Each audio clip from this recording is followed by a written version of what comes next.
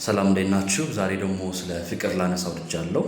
ፍቅር ከአእምሮ ጤናችን ጋር እንዴት ይገናኛል? ፍቅር ስንል ይሄ የደስታ የፍስሐ አይነት ስሜት ነው ወይንስ ስቃይም አለው? አንድ ሰው በፍቅር ምክንያት የአእምሮ ጤናው አደጋ ላይ ሊወድቅ ይችላል የሚለውን አጠር አድርጌ ለማንሳት እሞክራለሁ። ስለ ፍቅር ስናነሳ እንግዲህ ስለ ኢሞሽንስ የተወሰነ ነገር ማለት ይኖርብኛል። እንግዲህ ኢሞሽኖች ምንጫቸው ሊምቢክ ሲስተም ነው። ይሄ ኢሞሽናል ብሬን የሚባል የአንጎላችን ክፍል አለ። ያ የአንጎላችን ክፍል ስሜት እንዲኖረን እና ለተለያዩ ሁነቶች ሪያክት እንድናደርግ ምክንያት ሆኗል ማለት ነው። የሰው ልጅ ኢሞሽናል ብሬን አለው፣ ራሽናል ብሬን አለው። ይሄ ኢሞሽናል ብሬን ኢሞሽኖችን ሬጉሌት ያደርጋል ወይም ደግሞ ይቆጣጠራል።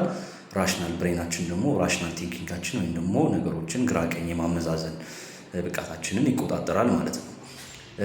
እናንተ እንግዲህ ምናልባት ሰምታችሁ ሊሆን ይችላል የምናፈቅረው በልባችን ነው እንላለን እና ይሄ ልብ የምንለው ነገር ምናልባት ሊምቢክ ሲስተምን ሚስ ሪፕሬዘንት ከማድረግ የመጣ ነው ብዬ አስባለሁ። ልብ ደም ከመምታት የዘለለ ብዙ ሚና ስለሌላት ማለት ነው። ይሄ ሊምቢክ ሲስተም የሚፈጥራቸው ኢሞሽኖች እንግዲህ ብዙ አይነት ናቸው። ኢሞሽናችን በጣም ብዙ አይነት ነው፣ ግን በዋናነት እነዚህ ቤዚክ ኢሞሽን የሚባሉ አሉ። ሃፒነስ፣ ሳድነስ፣ ፊር፣ አንገር፣ ዲስከስት የሚባሉ ማለት ነው። እነዚህ ቤዚክ ኢሞሽኖች እንግዲህ በስራቸው ደግሞ የተለያዩ አይነት ሰብ ታይፖች ሊኖሯቸው ይችላሉ ማለት ነው። እንግዲህ ስለ ፍቅር ስናነሳ እነዚህ ስሜቶች በፍቅር ህይወታችን ውስጥ መፈራረቃቸው አይቀርም። በዋናነት ግን የፍቅር ዋና ኢሞሽን ነው ብዬ የማስበው እኔ ፐርሰናሊ ሃፒነስን ነው። ፍቅር ስሜት ስንሆን በዋናነት ስሜታችን ሃፒነስ መሆን መቻል አለበት። ሌሎች ስሜቶች አይኖሩም ማለት አይደለም።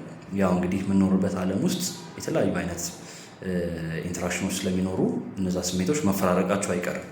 ግን በዋናነት ሃፒነስ መኖር መቻል አለበት፣ ሌሎች ስሜቶችም ይፈጠራሉ ማለት ነው። በዋናነት ግን ሌሎች እነዛ እነ ፊር እነ ሳድነስ አይነት ስሜቶች ዶሚኔት የሚያደርጉ ከሆነ ያ ፍቅር የምንለው ነገር ምናልባት የፍቅር ለዛውን አጧል ብለን ማንሳት እንችላለን።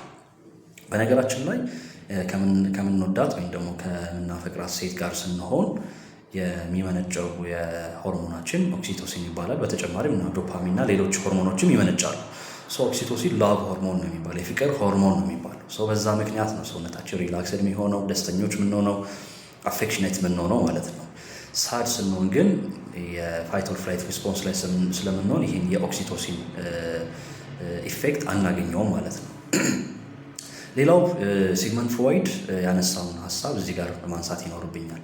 የሰው ልጆች ሁለት ቤዚክ ኒዶች አሏቸው ብሎ ያነሳል። ላቭ እና ወርክ፣ ፍቅርና ስራ። የሰው ልጅ በህይወት ዘመኑ ማፍቀር መቻል አለበት እና ስራ መስራት አለበት ብሎ ያነሳል።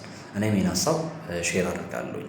አንድ ጤናማ ሰው በህይወት ዘመኑ በፍቅር ህይወት ውስጥ መኖር መቻል አለበት። ፍቅር ስንል ኔሴሰርሊ ሮማንቲክ ሪሌሽንሽፕ አይደለም። በነገራችን ላይ የፍቅር አይነቶች ተብሎ የሚነሱት ኢሮስ፣ አጋፔ እና ፊሊያስ የሚባሉ አሉ። ከተለያዩ ሰዎች ጋር የተለያየ አይነት የፍቅር አይነት ነው የሚኖረን። ለምሳሌ ከፍቅር አጋራችን ጋር የሚኖረን ፍቅር አለ፣ ከወላጆቻችን ጋር የሚኖረን ፍቅር አለ፣ ከጓደኞቻችን ኖርማል ጓደኞቻችን ጋር የሚኖረን ፍቅር አለ። ከዛ አንኮንዲሽናል የሆነው ደግሞ ፍቅር አለ፣ አጋፔ የምንለው ማለት ነው። ምናልባትም ፈጣሪ እኛን የሚወድበት አግባብ ማለት ነው። ፍቅር ብዙ አይነት ዘርፈ ብዙ እንደሆነ እንድትረዱት ከማሰብ አንጻር ነው።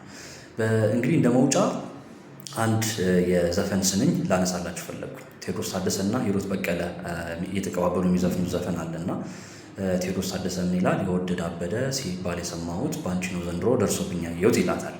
ሂሩት በቀለም ደግሞ ለጊዜው ነው እንጂ የወደደ ቢያብድም አይሰትም ራሱን ጨርቁን ጥሎ አይሄድም ብላ ትመልስለታለች። እና ለመሆኑ ሰዎች በፍቅር ምክንያት የአእምሮ ህመም ሊያጋጥማቸው ይችላል? ይህንን ሀሳብ በቀጣይ ቪዲዮ ይዤላችሁ ቀርብ ይሆናል። እናንተም ኮሜንት ሴክሽን ላይ ሀሳብ አስተያየታችሁን አስፍሩልኝ። አመሰግናለሁ።